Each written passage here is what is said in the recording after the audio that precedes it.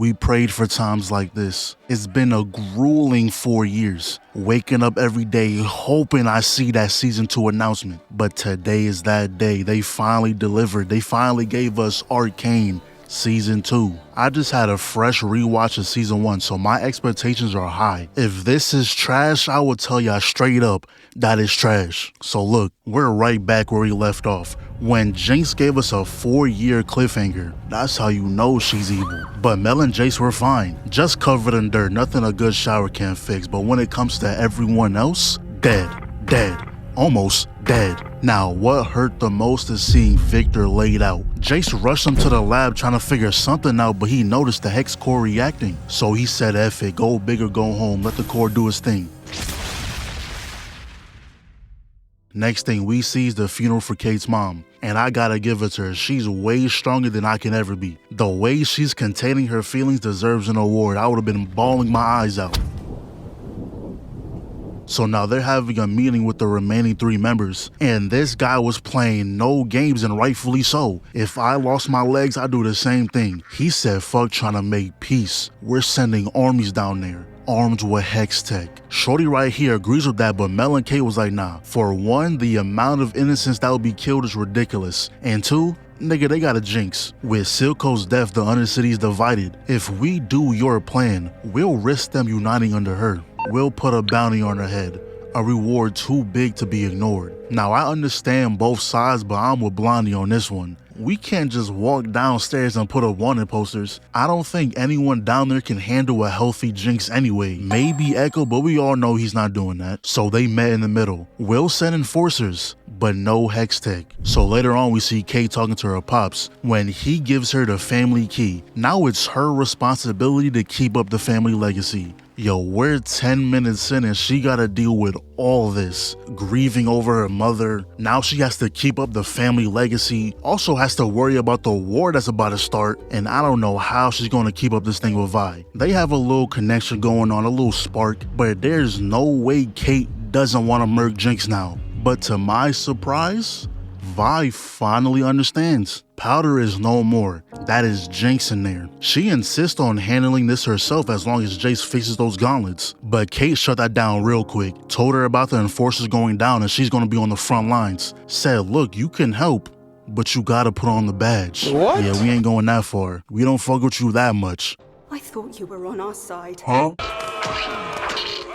I'm docking points off you for that dumbass response. Talking about on our side. Don't piss me off. So then Vi finds this lovely bridge to chill under. Met this guy and I guess they drank all night, but we see what happened to Victor. He fused with the hex core and now is in this cocoon. And Jace was like, yo, how did this even happen? He was standing right next to me. Not gonna lie, I didn't even think about that. Victor, you got hold. I know he was mad as hell watching that kill cam. But Mel tells him to go talk with Kate. And yeah, we already know. Kate is out for blood. And when she was speaking with Jace, she just confirmed that. She was like, I keep seeing their faces. Mother, every time I think of her, I sink. But then there's Jinx, laughing. I want to tear that laugh from her throat forever. Kate. Y'all know I love my revenge arcs. But we cut back to Vi when she gets recognized by these enforcers. And go ahead and get that statue ready. They already calling her a legend. Talking about something, I have to ask. Is it true that you went after Silco alone and took out his whole gang? Oh yeah, don't worry, we'll be at the next book signing. And this guy hasn't said a word and I gotta respect it. Bro just trying to get through his shift. But today's the day of the memorial for the counselors who died. And I'm pretty sure we all noticed. These mysterious people walking in here with these veils on, like why did y'all let them in? Could have at least checked to make sure. The same way you check this guy like he's not an enforcer. Then Vi notices this guy posing as an enforcer. So instead of bursting out yelling, cause that's what I would have done, she walks to the front and gets stopped by these guards. So he drops the duffel by whoever this is. And why did no one question that? The dress code was uniform and gun, not that fat ass duffel. We're at a memorial, what do you need that for? So he gets up there and smacks Mel. At the same time, the person who got that duffel was trying to murk Jace. Remember that kid he hit with the hammer? Yeah, this is his mom, and she wants it back in blood. So the dude doesn't even murk Mel, he just shoots a flare. Called in the mech unit to join the fight. Then Kate takes this man's gun. I hope he got out of there. She took his only means of protection. And I'm starting to think Vi and Kate were made for each other, cause they both got hit with some of the meanest stiff arms I ever seen. But speaking of Vi, she comes down from the top ropes, slams his head into the ground, gets kicked off immediately though, but peep the accuracy out of Kate right here. Shot the arm, saving Vi. She jumps over, pulls that thing off his head, and now it's GG's. Then Vi looks up. Don't know what she looking at. She said she got a plan though. But as all this was going on, the counselors were getting escorted out.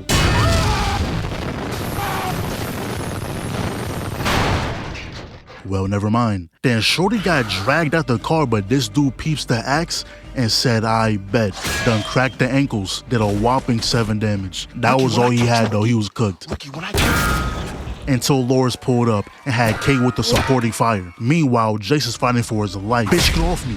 Ripped that thing off her face too. I don't know exactly what that was, but he saw his opportunity and took it. Ran off immediately. Didn't last for too long though, got found right away. Then this man picks up a regular hammer. Not gonna lie, if you lose to this guy, I don't want to ever see you again. If you show up in another episode, I might just turn it off. I can't taint my eyes with your sorriness. So he actually does get it clean hidden, but Jace? What are you doing? We got 2 options here, keep hitting or run away, pick one.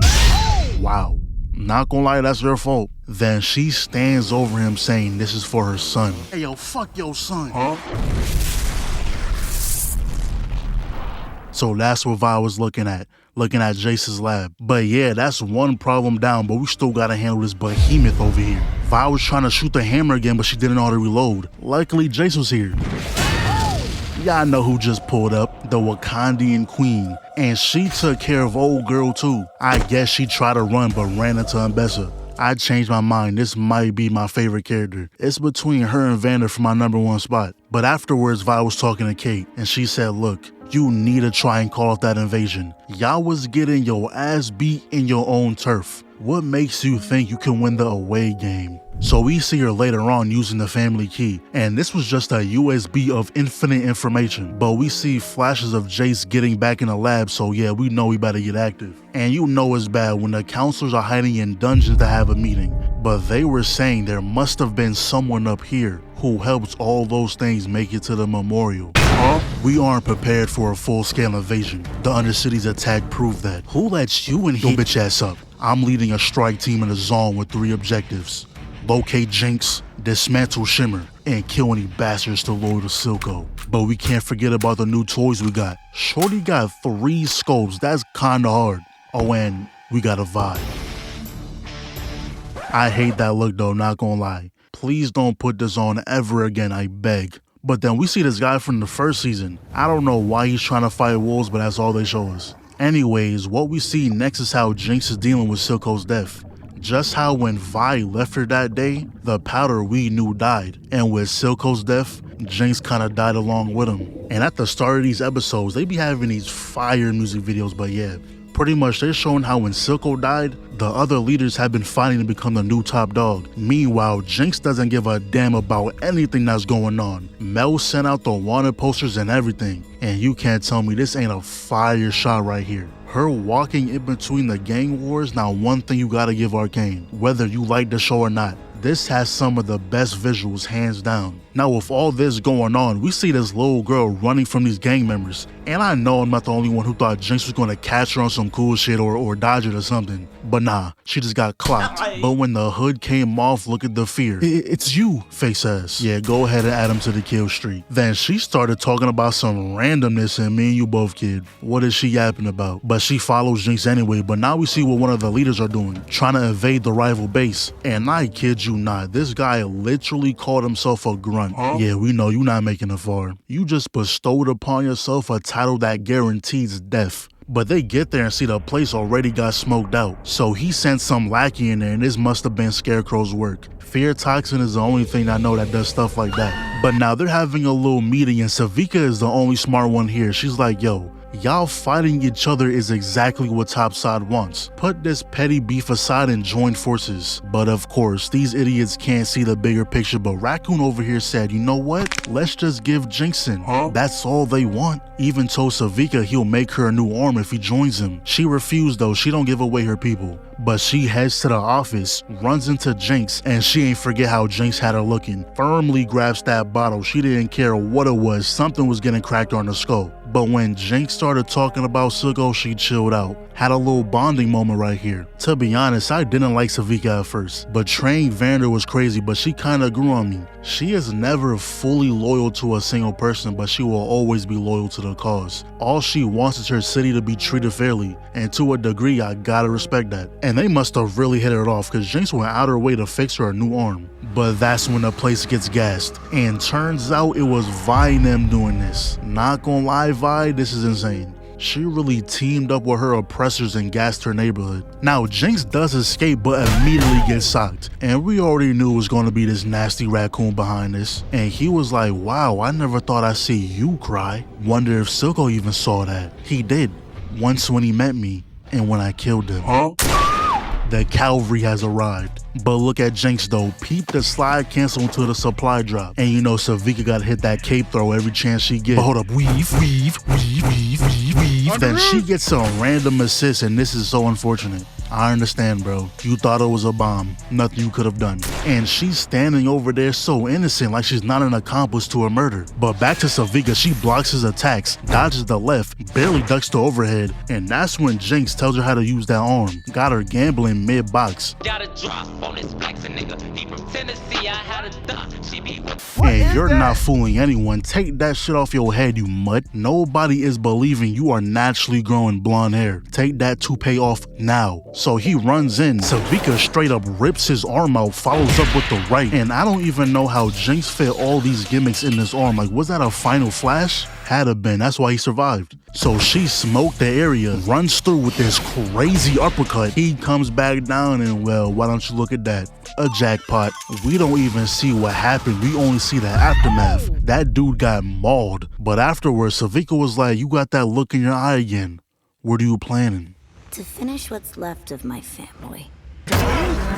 But now we see that Victor finally woke up, and when he's talking to Jace, he sees the reason why he's alive. He knows he fused with the Hex Core, and I can kinda see why Victor's upset because he said the Hex Core killed Sky, but if we being real, bro, you killed her. You was the one messing with it. The Hex Core didn't just get up and evaporate Sky for shits and giggles. Plus, I don't think Jace even knew about that, so you can't even be mad. So he leaves and heads to the undercity, where we see this rat again. Yeah, I ain't forget. Bro ratted out Vi to Silver that one time. But Victor grabs his forehead and he was reverted back to his old self, was no longer drugged up, even fixed his hairline. This guy's a miracle worker. But now we're back to the strike team, where they see this guy who got hold crazy, upside down, forced to breathe in that gas. Who knows how long he's been in that. Then these ripped up dolls fall down and looks exactly like them. One thing about Jinx is that you'll know exactly when she's behind something. So they checked him out, made sure he was good, but once that was done, Kate was on 10. She said, your mouth works, so talk. Where's Jinx? Both Vi and Homeboy looked at her crazy like, calm down. Bro was gassed for who knows how long. He doesn't need a damn barrel in his face. Now he does talk though, says that Jinx is planning something big back at the old tunnels. But Vi was like, yo, let me talk to you real quick. Long story short, they decided to go fight Jinx by themselves. They thought Jinx would find a way to use the team against them. Also, they had their first kids too. You know, Vi hungry ass had to get seconds. And now we finally see how Ekko's holding up. When he sees something wrong with the tree, Heimerdinger takes a look at it and he was like, oh, I've seen this before. Next thing we know, they're sneaking into the lab. Like he doesn't pretty much own the place. You got retired, not exiled. But that's my guy though, this old ass man. Role playing, 300 years old by the way. So they got in, and Jace ups the hammer immediately. Y'all lucky this man checked first. Could have ended y'all real quick. But Jace tells them there's something called wild runes. Patterns that appear where the boundary between their world and the Arcane is thin. So pretty much the Arcane got mad with all the demands he was giving it. But they've been doing this for years. Why haven't they seen anything until now? And on a random tree of all places. And that's when it clicked. They headed down to the I don't know what they call this. I think it's the main energy source for Hextech, but they randomly get hit with a domain expansion. But now we're ready for the big fight. Before entering the boss arena, Vi was like, look, if you get a shot, take it. So she goes in, and when Jinx was talking to her, I was like, damn. At the end of season 1, I wasn't on anyone's side. I fucked with both of them equally, but Jinx was spin. Never thought my sister would turn bluebelly. Plastering my face all over so someone else would do your dirty work. Poisoning our air. You've turned a leaf, sister. I really didn't want to say it, but Vi, you kind of a L right now. Like, I agreed with your mindset, but still, putting on a uniform? Okay, I can get past that.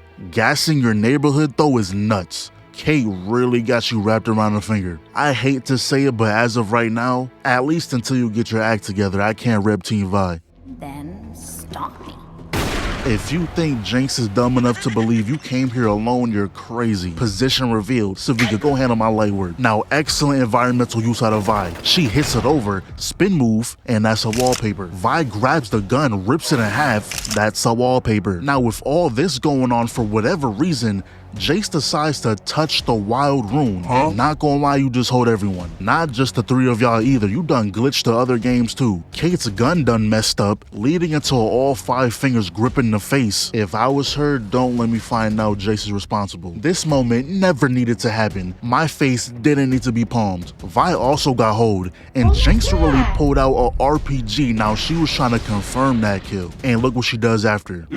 She knows she clean with it too, but the game's still glitching out, so it didn't even work. And look at this. That's a wallpaper. The amount of shots this show has is crazy. But look, this is one of the cleanest right here. Now, she jumps up with the slow-mo too, and I don't know what music they have playing in this scene, but it's tough. Then they give us back to back to back wallpapers. Now, what I'm upset with the most is Sevika losing to Kate. Not gonna lie, that actually pissed me off. Sevika stayed getting disrespected. She lost to Vi not once, but twice. And I can't even remember the amount of times Jinx embarrassed her. But you know, I can look past that. Those are the main characters, right? But Kate's a range type? Almost as bad as Yuji. But I heard a lot of people saying Jinx was stronger than Vi because of this fight right here, but come on, bro. This ain't a real fight. You can see how sloppy they're moving. We seen what they really look like when they're trying to hurt somebody, and this is not that. Now, Kate does get an opening, took the middle finger clean off. That's when Vi took her chance, but Lil Sis comes through to stop it from happening. Kate makes the executive decision to shoot the gun, and to no one's surprise, Vi's getting cold feet again. Though I can't be too mad. That's literally her sister. What person could actually do that to their sibling? But at the same time, you gassed your neighborhood just to do the same thing you've always been doing.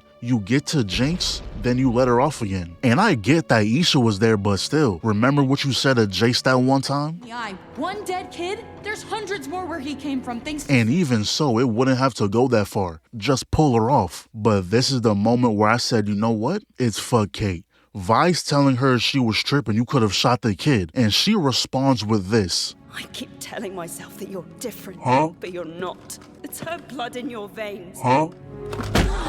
Yo, Kate. We would beat your ass. You see, this is why you have no friends. Hit her for what? And just left her down there. But now we see the GOAT Ambessa talking to Amara. She says something about coming here to settle a debt. This is who Ambessa was talking about last season, the person who killed her son. She said that Ambessa took something from her and knows why she traveled to the city. But little does she know we have a counter to that fancy magic of yours.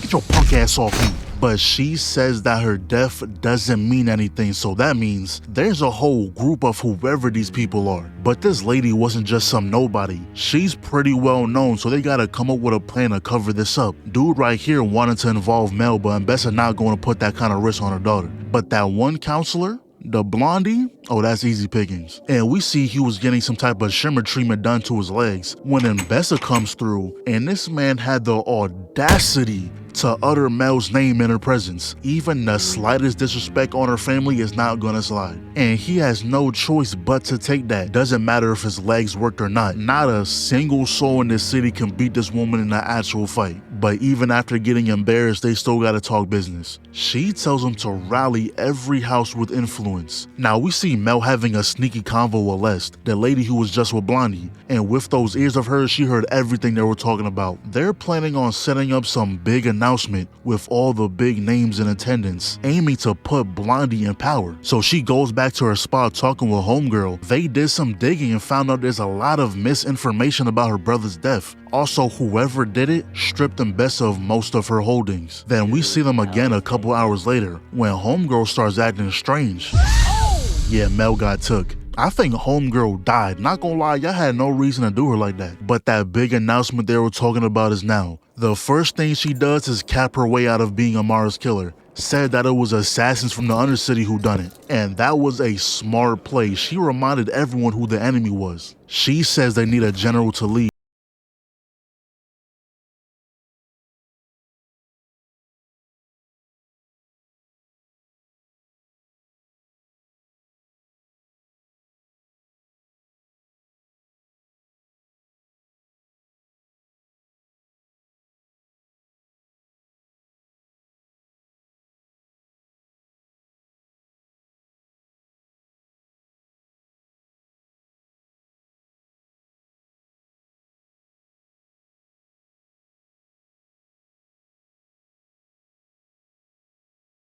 Amazingly. Once again, the music choice is phenomenal. If we don't get an Ambessa spinoff, there's a problem. Either show us Prime Ambessa or what letters to come in the Piltover, either one works. But you know we gotta check in on this dude at the end of the episode. We got two updates. First is him doing whatever he's doing to this heart, and second is us actually seeing the creature, with him funneling his blood. Anyways, next thing we see is the Undercity uniting with Jinx. Everyone dyeing their hair blue on some no I'm Radio Rebel type shit. But what really annoyed me is seeing this bum Kate in the bed with this rando. Like, are you serious? And you know what's even more annoying? Vi is gonna get back with this bitch. You know she is. I don't know why she wants Kate so bad. She has done nothing for you. She's probably never gonna find out about this either. It's like they're really trying to make us hate Kate, and they're succeeding. But now we see Jinx spending time with Isha, and I went into season 2 expecting Jinx to be going full tweak out mode. I thought her shooting that rocket was telling us there's no turning back, but I guess not. This is the most normal we've seen her. She even mentioned her old name, Powder, saying Isha reminds her of her old self. Difference is though, Isha wants all the smoke. I believe this is a time skip, so I don't know how long it's been since Jinx fought Vi, but Isha's telling her to get back on the field. Then we see what Ambessa is up to, and she's trying to recreate Hextech. Unfortunately, they can't do it. 3 of the smartest people vanished. One is a op, the other is apparently a god now, so she also knows her daughter got snatched up by the Black Rose. So that's something else she has to worry about. They also set up a checkpoint in the Undercity, and whoever has blue hair is immediately hold. Now Isha does come through and save the day, pretending to be Jinx, and I always wondered how they be setting this stuff up, especially when Jinx be blowing up half the city sometimes. But she meets up with Kate, asks her why she's fucking her subordinates, but the real reason she came here was to get in her head. Pretty much she talked Kate into arresting everyone with blue hair. If someone else down there has natural blue hair, it's gonna be a terrible week for you. Speaking of blue hair, Sevika comes down to talk to Jinx about that stunt pulled at the checkpoint. And man, Sevika, who told you that cut was heat? I'm starting to think the writers just don't like you. You lose every fight, then they proceed to put that on your head. Justice for Sevika, man. But she tells Jinx that she can really make a difference. Her showing up at tonight's rally could unite the Undercity. And when she went to go speak with Silco's empty chair, I thought maybe we could get the old Jinx back. I want to know how y'all feel about this too, because for me, I actually really enjoy a happier Jinx, not tweaking out every 5 seconds. But at the same time, this kind of feels like a season 3 Jinx. Cause in season 1, it felt like we was watching the creation of a villain. Every time she was on the screen, she would lose it more and more and more. Especially when she killed Silco, sat in the seat with Jinx written on it, like she was saying this is the path she's taking, Powder is never coming back. Then shot the rocket at the council room, that felt like the no turning back point. But I do understand when Silco died, she stopped hearing the voices. I don't know, maybe it's just me, but it feels like I missed something between the season 1 finale and season 2. Kinda feels like she developed off screen. I would have loved to see more on how she became this way. Anyways, damn! He is beating that man with a straight face, no expression. Another day on a job, huh? He did spill the beans though, about the rally at the statue. This whole thing was Sevika trying to unite everyone, but the only thing they wanted to do was glaze Jinx. Like, I get it, Jinx is cool, but there's a time and a place for glaze we gotta lock in. Now, I'm not sure that when Isha came, whether they thought this was Jinx or not. I'm just like, damn man, give Sevika the respect she deserves. Wow, bro, she just got that arm. And this dude is a damn tank. Palmed this man's entire face. Ribs destroyed. This guy couldn't even get the decency of a punch. The backhand of death. We ain't going to go out without a fight though. Weave, hang. But look at this.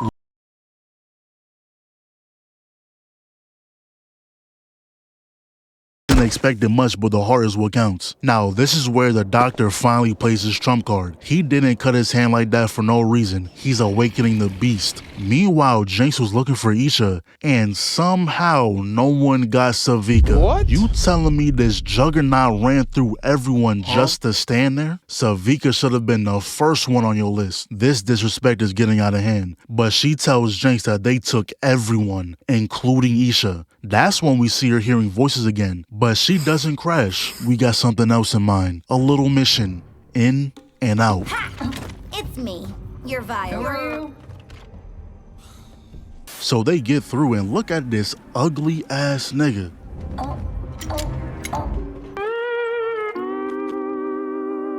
Yo, Jinx is hilarious. So they get to the prison and I can't even blame Sevika. I'm avoiding that woman at all costs. But Jinx is ready to let that thing blow if needs be. And my gosh, the speed at which his face became one with the table. The other wasn't safe either. Honestly, if you asked, I would have just opened the gates for you. I would have avoided getting my teeth rearranged. So they help everyone out, had this cool respect moment. They found Isha, also found the doctor, but he locked himself back in. He knows what's about to happen. Meanwhile, Ambessa is upstairs about to face the beast that's in there. My biggest question is, how did he figure out how to use the lift? Now, Ambessa does get speed blitz, but I'm willing to bet if she knew what was in there, she would have dealt some damage. I don't know about winning, but definitely would have left some scars. Now that thing comes through and eviscerates everyone. Jinx tells him to get out of here while she handles this. But look at the jump off. That's a wallpaper. Now Jinx was moving, but there was no way she could have done any damage. And that's a wallpaper. She would have died here. But this thing sees the bomb, and that's when it starts to remember. Turns out,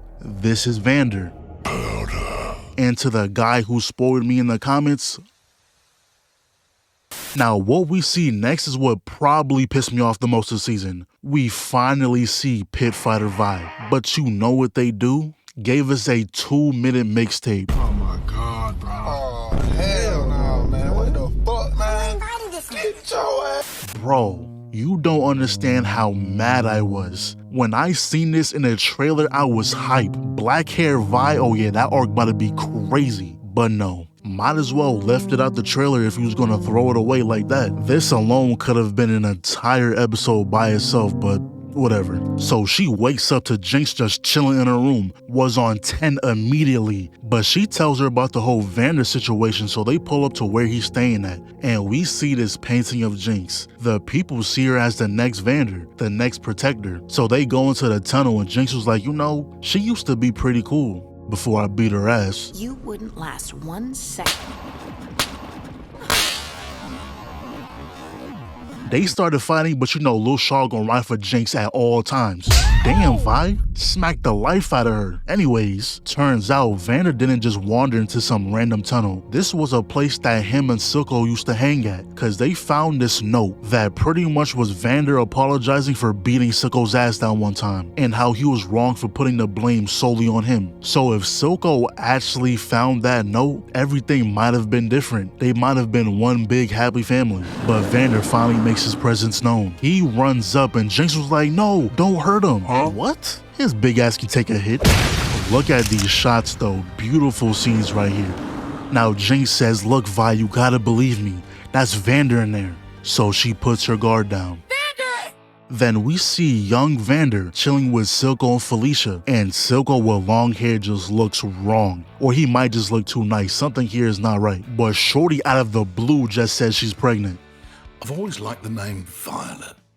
And we come back seeing Vander hugging Vi. Jinx joins in, Lil Shaw just wanting to feel included, type shit that can make a grown man cry. But now we see when Kate pulls up to the prison, and it honestly irks me how cool she looks. Like, I don't want to hate her, but recently she's been on a streak of bullshit. But as we know, her detective skills can quite literally be considered a superpower. So she figures out what happened, knows that the doctor's behind this. Her and Ambessa questions him, threatens to put him beneath the prison, but this dude just scoffs. He either has a plan to escape or he simply doesn't care. However, he just knows who he's talking to. He knows the kind of person Ambessa is. She wants power. All he had to do was wait for her to come back down and get him. She wants that monster as her own, and in return, she'll supply all his needs. And she put that boy to work immediately. That's when Kate pulls up though, and I'm not even surprised that she figured out exactly who this was. Her deductive skills mixed with that infinite USB she has, we can consider that cheating. She was bound to figure this out. This guy used to be the Academy's alchemist, Dr. Revik, and right there and then he tells us why. For his daughter. Everything he's done was to find a cure for death. And it's been some time, but we finally see where Mel got took. Now her homegirl, boy, she got hold crazy. They had no reason to murk her. Was the Tsukuyomi really necessary? Another thing, why did y'all take her shoes? See, it's the little things that make you stand out as a villain. Said, yeah, walk barefoot on that dirty ass floor. Now that's evil. But there was this other dude that was there with her. Turns out it was her brother. Strong ass jaw, crimson chin face ass. The nigga chin! A nice little family reunion though. Next thing we know, Mel finds this button on the wall. How does she know how to do that? No idea. She don't even know. But her brother tells her what happened to him. One day he started hearing rumors about their mom. That years ago she passed through some town and fell in love. And it led to the birth of a child. And I guess Mel awakened her hidden power, I don't know. Something's happening. And I don't know if this dude had to clear his throat and that's why it sounded distorted. A healthy sense of self-preservation, I'd say. Buddy, you sold. Mel peeped that real quick. But then she proceeded to get dragged into the Tsukuyomi again. And they was like, yeah, about your brother, we killed that nigga. He wasn't the one we was looking for. Good thing your mother led us to you though, right? Got scared there for a sec. Welcome to the family, sis. Yo, you good? Bitch, stop that growling. You ain't a Saiyan. But a quick check-in on Blondie. Nothing much. The shorty tells him about this healer that's down in the undercity. Next thing we know, this dude is the errand boy for Victor. But that's when Jace comes back from who knows where. So Victor takes over Blondie's body to speak with him. He said he has so many breakthroughs to show him. Helped so many people. Yeah, nigga, shut up. Hold on now. I like this out of you, Jace. I don't know why you did that, but I see it in your eyes. You're different now. But the next thing we see is Ambessa training Kate. And my goodness was she dogging her shit. It's to be expected though. Then Doctor walks in and tells them he tracked down Vander. Let's hunt a beast. So they must have heard about this healer too. And the first thing Vi was welcome to is his bum who ratted her out. If she socked him, I wouldn't be mad. And Jinx was minding her business until she heard him say surrender your weapons. And you know Lil Shaw gonna be right there with her every time. You lucky she don't got the gun, she might have boomed you. But obviously they was gonna comply. Helping Vander is the main priority. Y'all not getting the stones though. Out of your damn mind, hoe ass nigga. And look at Lil Shaw. Yeah, we know what you did, little badass, taking the gems out the gloves. But yeah, this was a nice little spot, but it might be a little too nice. Y'all seen that SpongeBob episode when Squidward moved to a place where everyone was like him? Yeah, that shit get old fast, man. And if walking barefoot is a necessity, I want no part. But they get to Victor. He does a little test run, but it ain't work out too well. But I think the fact that it's Vander, he's gonna do everything he can to help him. And this entire encounter was Jinx and Victor having a sass off, going sass for sass. Ask for a miracle healer. Get a metal fortune cookie.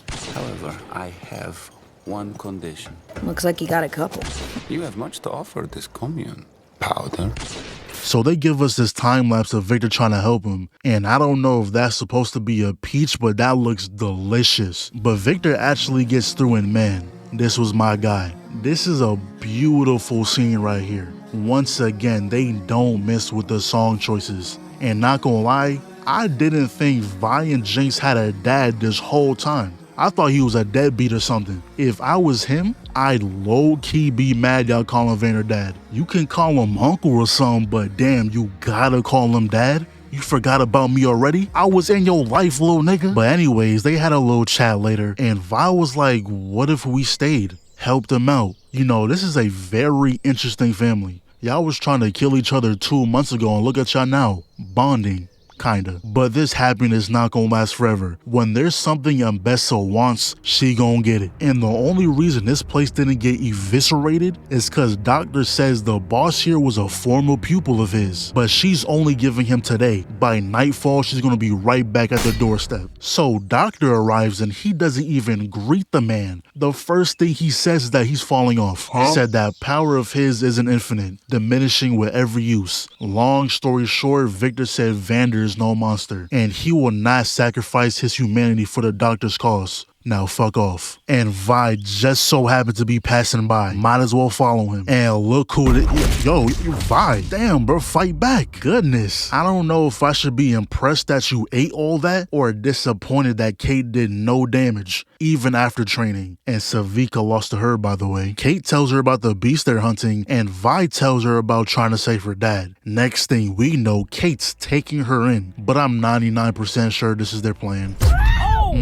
92% sure. I don't think that was in the script. So Kate heads off with Doctor, and now it's Vi's cue. We've strapped her down with the electric net, but I really wish we got a proper fight out of these two. The choreography in that would have been crazy. But that's when we cut to Lil Shaw getting Jinx's gun back, and never mind, that fruit looks disgusting.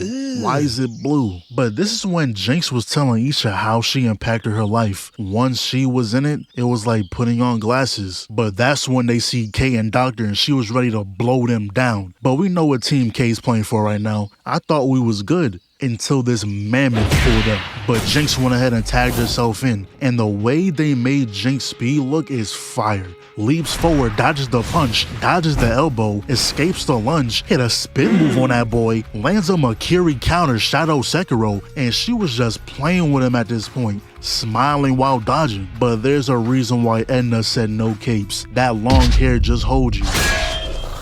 Don't touch my daughter. Son of a bitch.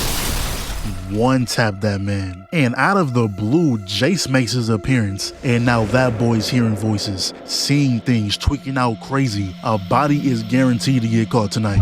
Whoa there, bucko. You shot enough kids in this show. Calm down. So this kid takes him to Victor, and that nigga gets blasted. Left a hole in his best friend's chest, no hesitation. But the result of that was everyone Victor helped gets the life ripped out of him. So that means the Vander that was trapped in that monster is gone. Or at least he can't control himself anymore. It looks like he's crying lava, struggling for his body back. Crazy part is, Vander doesn't know about anything that happened. He thinks Vi and Jinx are still a happy family. He literally knows nothing. So this guy is gonna try and fight back, but proceeds to get washed. Like that man got brutalized, and Ambessa just witnessed all of that. Then she pretty much just sent her troops to her death, cause there's no way any of them grunts can do any damage. And in the midst of battle, we see Victor. He said the Doctor was right, and once I seen Jinx hit the ground, I knew what was gonna happen. This is Lil Shaw's last rodeo. She picked up Jinx's gun, loaded it with all the crystals she had, and said her final goodbye.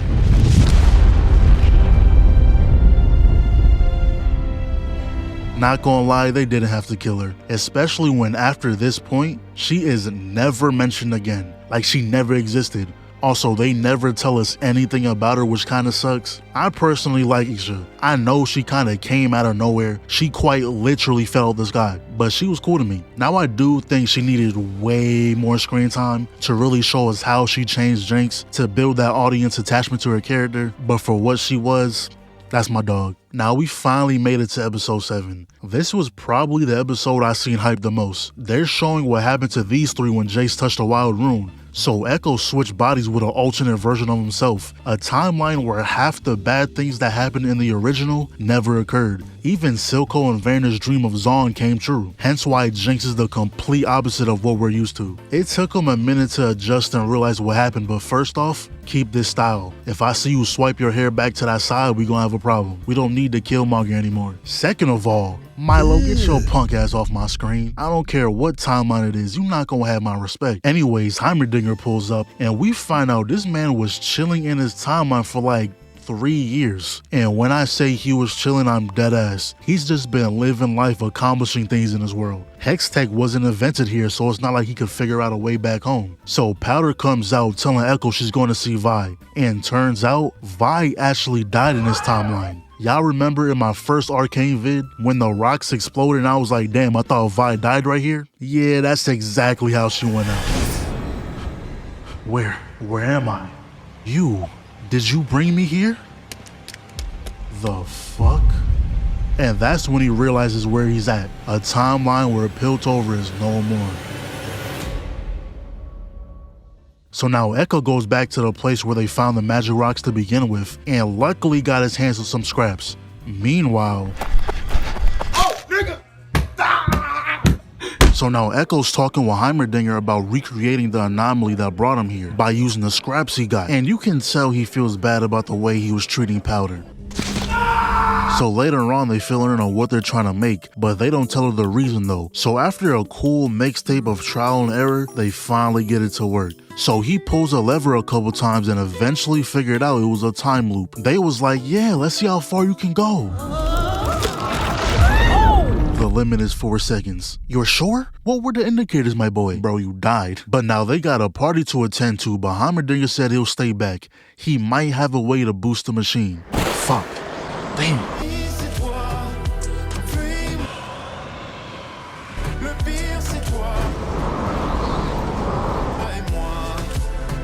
And to end the night off, my boy Ekko got to kiss Powder. How life could have been. So next thing we see is Ekko and Heimerdinger getting ready to leave, but he was like, oh, by the way, this is the end for me, my boy. Huh? He plugs that thing together and just evaporated, and Ekko is off back to his original timeline. That's when we see Jace again, and at this point he knows exactly what happened. This is a timeline where Hextech resulted in the destruction of Piltover, so he tells him to send him back. I won't fail, I swear it. Next thing we see is Mel's new Super Saiyan form. Not gonna lie, she might be OP, cause not only did she unlock a form, but she also unlocked a new fit. The first person who came to mind who does that is Ichigo, and we know how he get. But yeah, it turns out Mel is one of them. And that whole thing of kidnapping Mel and having her solve that puzzle was a test. They just wanted a new recruit, but something big is approaching. Something that rivals even the ancient rune wars, whatever that is. But pretty much they want Mel to kill Ambessa. Now we see Ambessa burying her right-hand man. We do not lament a warrior's death. We avenge it. And Victor actually survived getting a hole blasted through his chest, but he's seen the truth, seen the light. Now he wants to evolve, and the place beneath the Hex Gates is the perfect catalyst. Ambessa agrees to escort him there, as long as he empowers every soldier she brings him. Next thing we see is Vi busting in Kate's room mad that she arrested Jinx. They had this whole argument, but she tells us that Jinx literally just surrendered. She pretty much threw herself in jail. So when Kate heads down there, we see how she is, and it ain't looking too good. Isha's death completely broke her. Started imagining Silco too. Jinx, I think the cycle only ends when you find the will to walk away. That's when Vi comes down, stole the keys from the guards to get her out, saying if she uses her potential for good, maybe she can rewrite her story. This isn't really Jinx or Powder anymore. She's just tired of everything. Later on, Kate comes through, and y'all know what happened here. That's cool and all, but for one, Kate, you've been pissing me off all season. I would be happier for you if you wasn't a weirdo. And two, I don't know if this is the right time to be doing all that. We're not gonna go run after Jinx because she is mentally fried more than normal. Anyways, we see Mel run into Jace, and this dude is heated. For one, he knows Mel is the reason he survived Jinx's attack. Asks why she didn't save everyone else. Now, come on, Jace. You know good and damn well that came out of the blue. One moment you're having a convo, the next you got an RPG at your neck. Not really fair. But I can't lie, I feel kinda proud. The whole show he was like, what Mel says goes. But he finally realized she used him for Hextech. At least at the beginning anyway. And when she started yapping, he started tweaking out. I thought he was trying to go 2 for 2. 2 shots, 2 holes in chest. Turns out he shot at whatever you call this thing Victor was controlling. He came to talk, but Jace wanted smoke. He even goes after Mel, and I thought she was OP, but clearly there's levels to this. But he gets dinged in the back of his head. He runs in and hits nothing but floor. He tries again, but he flips over, caresses his forehead and had him in a hole, talking about how this evolution is destined. So Jace slams back into the table, popped him in the forehead, and there's nothing he can really do. And he took his weapon so gently, bro said, no more hammer. That's when Mel comes through though, no longer in base form, frees Jace, and that's when they finish him off. Yeah, them winning this war seems impossible. It took Jace and a Super Saiyan to take down one. They're about to pull up with an army of those, by the way. So he somehow gathers all these people, including Sevika and them. I don't know how you got her to come up here, but he shows everyone the creature he fought, saying how they barely survived. This isn't a fight for ideals or territory. It's a fight for humanity itself. I'm begging you, top side and bottom, aid us in this war. It's our only hope. Boy, who not? Is he crazy? Niggas should have threw in a prize pool or something. So they're setting up all the defenses, training up the ones who stayed, and I would have been the first one on that ride out, never catching me putting on them blues. So now we see Mel confronting her mom. She wants to know the truth on what really happened to her brother. To be fair, that was kind of deserved. You may not like her, but you said it yourself. She'll do anything for her family. We find out that Ambessa had to make a choice. One of her kids had to be sacrificed and she chose to save Mel. So she was like, look, Piltover has nothing to do with your feud. Let us both leave and avenge Kino. Hell nah, this is more than just vengeance. Pretty much she called the Black Rose cheaters. Using magic on the battlefield goes against her nation's principles. And she said the fact that Mel came all this way to negotiate peace, oh yeah, even if we did leave, we're not winning with you on the team. Then she shows her new army. I just can't see how they're gonna win this. So now it's time for Victor to get back in the mix. And in order for him to do that, he has to, for one, say goodbye to Sky. I will miss our talks. No, you won't. And now he has to take the humanity from his subjects, including Vander. Really had to say RIP to my dog twice. So with him evolving, everyone he was connected to also evolved. And we know what Jinx was gonna do. This is her trying to stop the cycle, destroying everything, and finally destroying herself. And she looks him dead in the eyes and does it again. And she did this like 4 times, even switched it up and jumped off instead. I think she does realize he's going back in time though, or knows he did some type of dimension traveling, cause she looks at the machine seeing her little monkey toys, and she knows she ain't the one who put them there. Next thing we see is Vi in the midst of battle, and thank you for changing the color. We can't be rocking the blue no more. And from the looks of it, they're getting washed. That cannon they have is only buying them time, and they haven't even brought out the advanced soldiers yet. But you know why I like Ambessa so much? Cause she's on the front lines every time, and she's beating their ass so nonchalantly. She takes 2 steps per minute. Kay is gonna try to land a shot, but she got the magic countermeasures. Now one would think someone in this situation looking down the barrel of a cannon is doomed, but we know she somehow got her that. That's when she gave the signal. It's time to advance. Got this brute dragging Victor, and they already broke through their defenses. Got up here quick as hell. Craziest thing that happened though is how fast they killed this dude.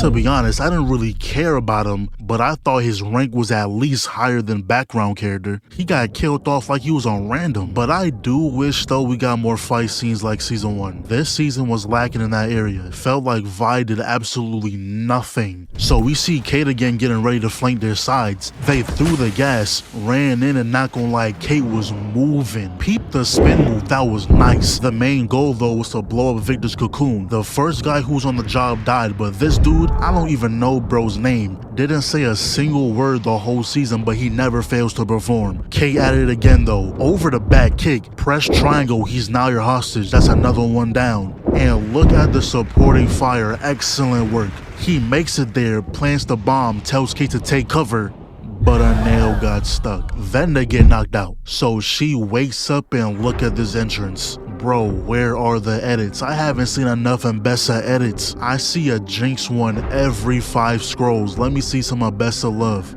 But she turns around and it's this bitch Maddie. Don't take your mask off, we know it's you. Now, Kate completely dogs Maddie right here. She grabs the gun. Peep how she shot, remember that. Knocked her nose, gets up in the same motion, reloads the gun. Yo, that would have been a legendary play if Ambessa wasn't 2 feet in front of her. Good try though. But I love this scene right here. Ambessa tells Maddie to shoot her, right? She does it, look at the impact frame. She's smiling. That is an amazing detail. But you know what makes this scene even better?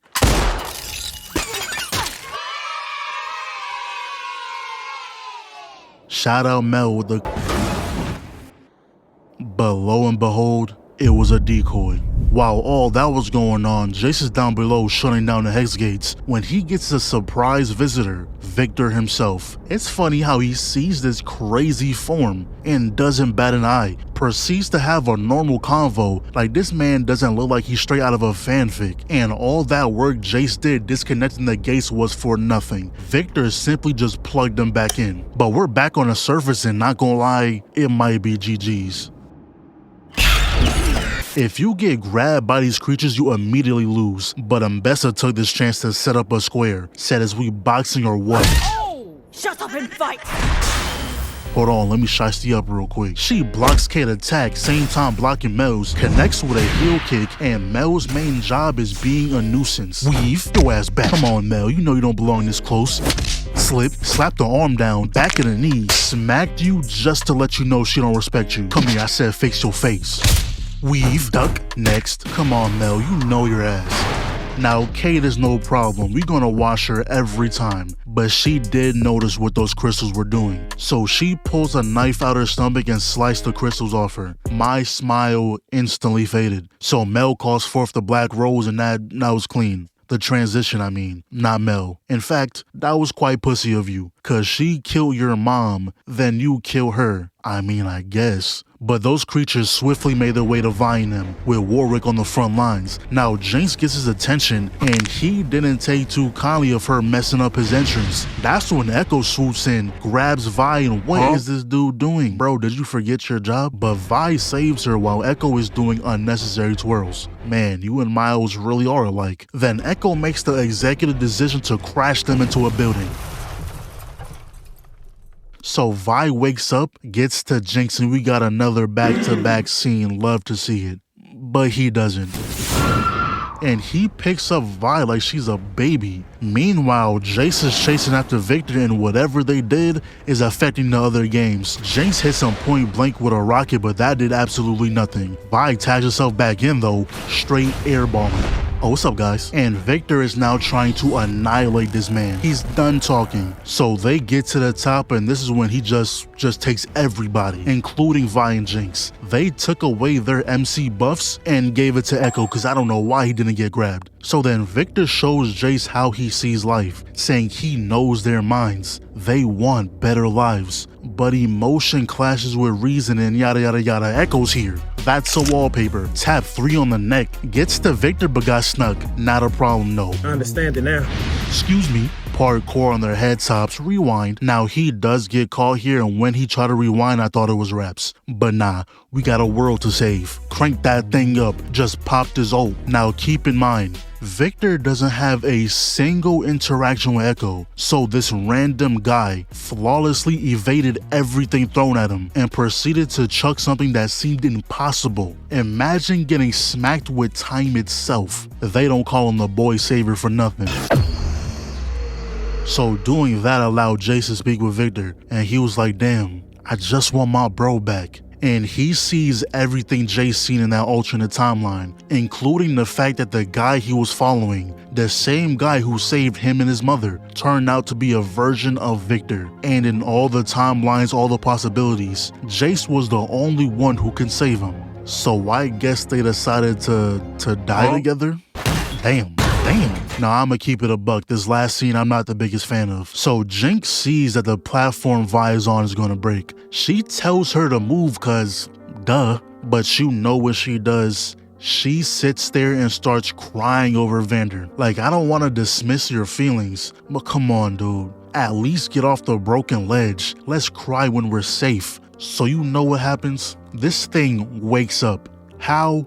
I don't know. I thought since Victor died it was over. But now Jinx has to save your goofy ass because you decided to cry on a broken ledge. And yeah, I went into the season expecting Jinx to die. But like this, to a damn animal, definitely not. That's ass. Now I did see the TikToks that she's actually alive, that little purple streak after the explosion, and she rolled off at the end in the blimp, but that means Vi is gonna live the rest of her life thinking Jinx is dead because she made a dumbass decision, which I mean, she's not wrong, it's true. Personally, I didn't like that send-off. And she has to go back home. Well, no, she decided to go back home to Kate, the woman who never apologized to you. But when it comes to everyone else, Sevika joins the council. Doctor got his daughter back, even though he's one of the main contributors to the bad things that happen. Mel becomes the new leader of Ambessa's army. And finally, Ekko. Boy, you got hold crazy. Caused zero issues, left his paradise to help everyone else, casually just saved the world and not a soul knows about it, and you're sitting here by yourself. No Jinx,